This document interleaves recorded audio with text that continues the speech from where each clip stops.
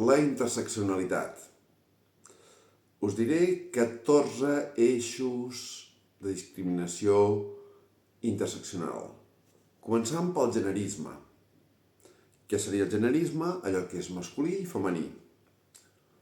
Passem a l'androcentrisme, basat en una visió androcèntrica on l'home és l'eix central de tot. No? Passem al racisme. Racisme, si ets blanc o ets d'una altra raça.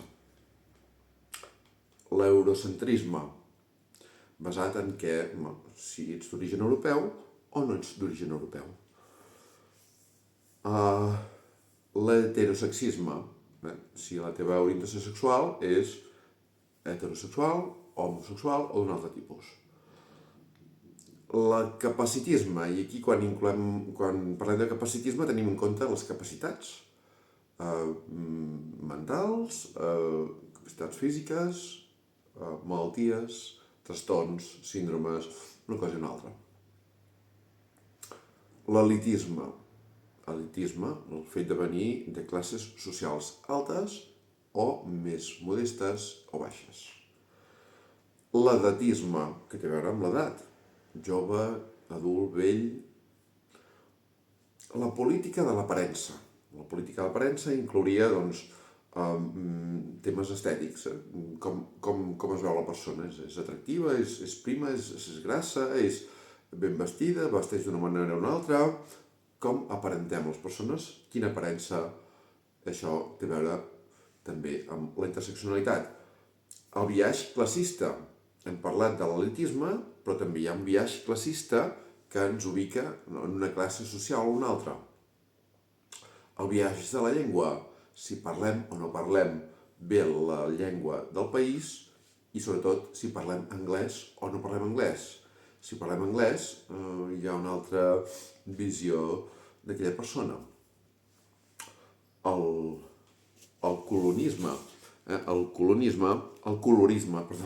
colorisme, basat en si ets una persona amb la pell vermella, la pell més curtida pel sol o no tan curtida, si és una aparença, una cara blanca, una cara vermellosa, això hi té molta importància, el colorisme, si és un color de pell blanca o d'un altre color. L'opressió religiosa, entenent les creences d'aquella persona. No és el mateix un cristià, que un musulmà, que un presbiterià, que un confucionista, que un animista, que X creences o religions, escoles, dins de les creences de l'ésser humà. I acabaríem amb l'última, que seria el pronatalisme, el fet de ser fèrtil o no ser fèrtil, poder portar fills o no poder portar fills. Això també seria el 14è eix de la interseccionalitat. La interseccionalitat és una teoria que va posar sobre la taula una professora negra als Estats Units l'any 1989. I a partir d'aquí s'ha desenvolupat a través d'altres autors, no? Llavors, per una banda, tindrem unes persones que tenen uns privilegis i unes persones que responen a una opressió i una resistència sota aquests privilegis. No? Llavors, tenim uns eixos de desigualtat. Si tots partim de que hi ha uns eixos de desigualtat, partim de que una persona amb una o alguna d'aquestes característiques que diré a continuació exerceix una dominació respecte a les altres. Anem a suposar un home heterosexual de raça blanca amb unes capacitats X, les que siguin, jove, cissexual, és a dir, home o dona, de classe social alta i amb estudis.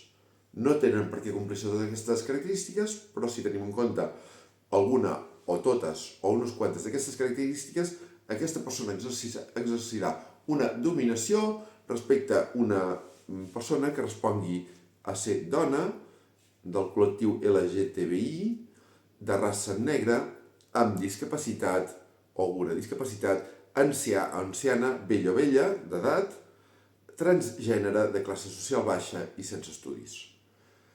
Evidentment, doncs, aquí veiem com són aquests eixos de desigualtat dels que ens parla la interseccionalitat.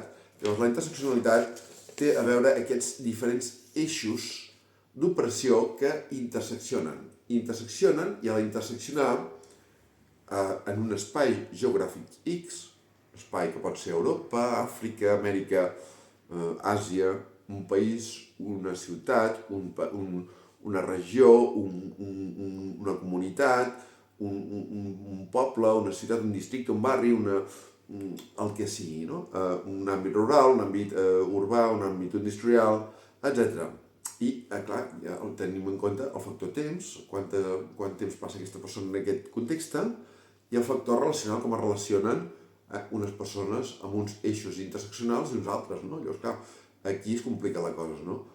Llavors, jo voldria acabar aquest vídeo, gràcies per la vostra escolta, però jo voldria acabar aquest vídeo parlant del concepte cosmopolita. Jo, per sort o per desgràcia, vaig estar de jove, vaig viatjar a Londres i vaig adonar-me d'aquesta realitat cosmopolita que m'envoltava, no? En un context en què aquestes interseccions eren tan evidents, tan paleses, que doncs, allà hi havia gent de diferents procedències, diferents colors, diferents orígens i diferents visions del món que s'ajuntaven en unes cosmovisions molt diferents i es barrejaven, no? I llavors, clar, jo vaig veure aquell cosmopolitisme, no? És una cosa que a Barcelona no hem d'anar gaire lluny, és el pa de cada dia. Llavors, hi ha aquesta visió cosmopolita en què uns i altres ens barregem en confrontació amb uns pobles, una regió de l'interior, parlo concretament de Catalunya, en el que doncs, l'àmbit més rural, anem a dir així, és més tradicional.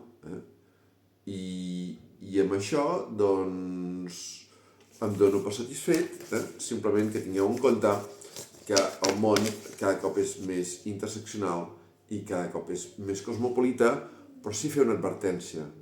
Compte, perquè aquests eixos d'interseccionalitat moltes vegades es cau en discriminacions no volgudes ni per uns ni per altres, o a vegades buscades i exercitades per discriminar el diferent, per oprimir, per dominar el feble, el dèbil, el diferent. I això és un tema que ens ha d'interpel·lar personalment i com a col·lectiu i com a comunitat a uns i altres. I fet aquesta reflexió, doncs gràcies per la vostra escolta, us estimo a tots, totes, totis, a reveure, adeu!